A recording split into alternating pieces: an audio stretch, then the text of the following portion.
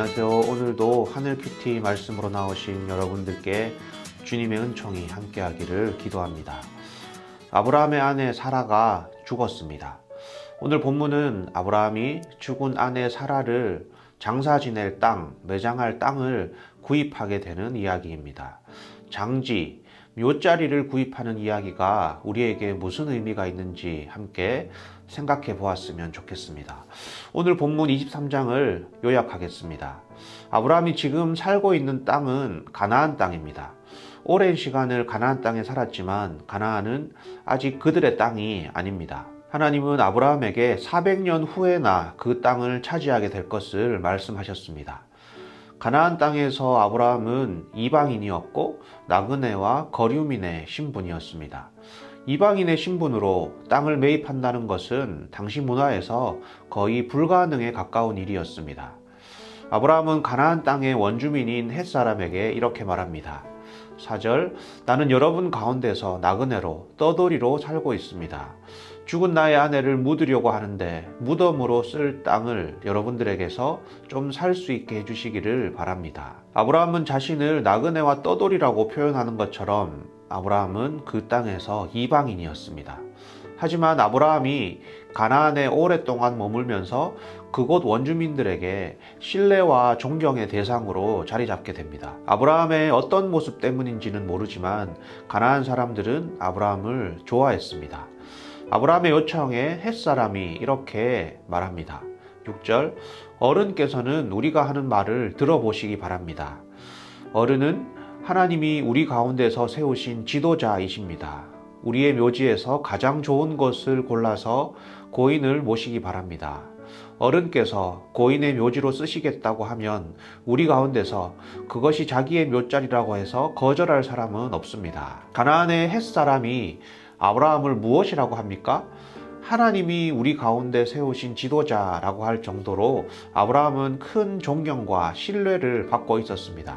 그리고 원하는 어떤 곳이라도 묘자리로 사용할 수 있다라고 이야기합니다.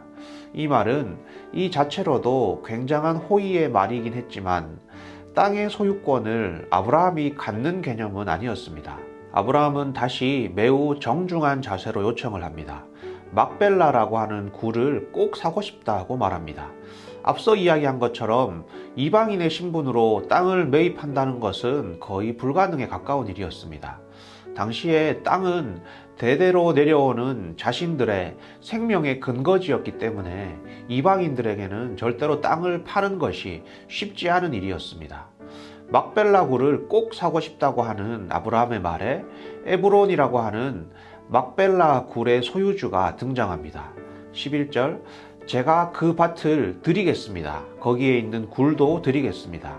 나의 백성이 보는 앞에서 제가 그것을 드리겠습니다. 거기에다가 돌아가신 부인을 안장하시기를 바랍니다. 막벨라 굴의 소유주 에브론 역시 굉장한 호의를 베풀죠.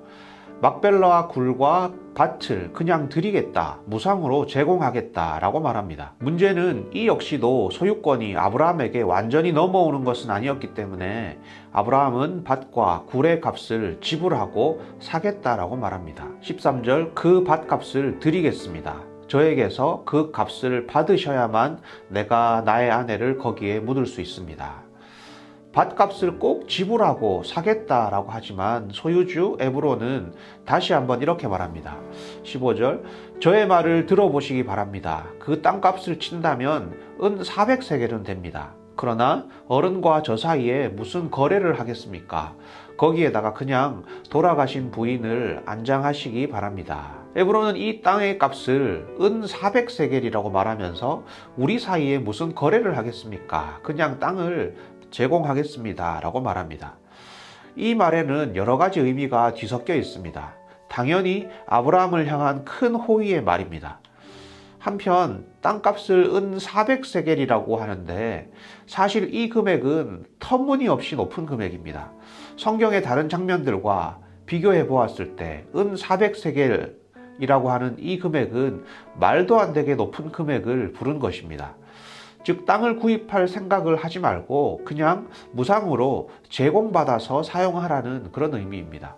에브론이 말도 안 되는 높은 금액을 제안했지만 아브라함은 어떤 반문도 하지 않고 어떤 협상도 하지 않고 정확하게 은 400세겔의 값을 치르고 그 땅을 사고야 맙니다. 이것이 오늘 본문 23장의 이야기입니다.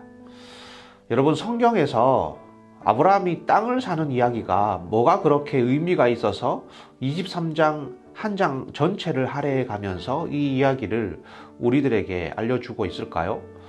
하나님은 400년 후에야 이 가나안 땅이 너희들의 땅이 될 것이라고 약속합니다. 아브라함이 이 땅을 굳이 그렇게 애써가면서 400세겔이라고 하는 말도 안 되는 엄청난 금액을 치러가면서 매입한 이유는 단순히 묘자리를 얻기 위함 정도가 아니었습니다. 400년 후에 이루어질 하나님의 약속을 신뢰하면서 미리 앞당겨 선취한 것입니다. 400년 후에 후손들이 이 땅을 차지하기 전에 미리 이곳에 믿음의 조상으로서 깃발을 꽂아둔 것과 같은 것입니다. 아브라함이 이 작은 땅을 어마어마한 돈을 주고 산 것은 이 땅의 가치가 경제적 판단을 넘어서는 하나님의 약속을 선취하는 그런 믿음의 고백이었기 때문입니다. 여러분, 오늘날 이 자본주의 세상에서 우리는 철저하게 계산적이고 합리적인 행동을 하면서 살아가고 있습니다. 당연히 그렇게 살아야 합니다. 하지만 때로 우리의 믿음은 그것을 넘어서는 행동을 하게 됩니다. 우리의 삶에 이런 지점이 필요합니다. 우리의 계산과 합리적 판단을 뛰어넘는 믿음의 도전을 하게 되는 때가 있다라는 것이죠. 여러분, 우리가 하나님 앞에 나아갈 때 너무 계산적으로만 움직이지 말았으면 좋겠습니다.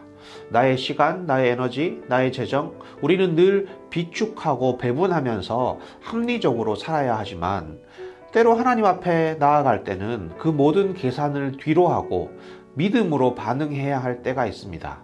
그것이 우리의 삶에 놀라운 변곡점을 가져오기도 하는 것이기 때문입니다. 아브라함은 하나님 앞에 부름을 받은 후 계산하는 삶에서 계산하지 않는 삶으로 변했습니다.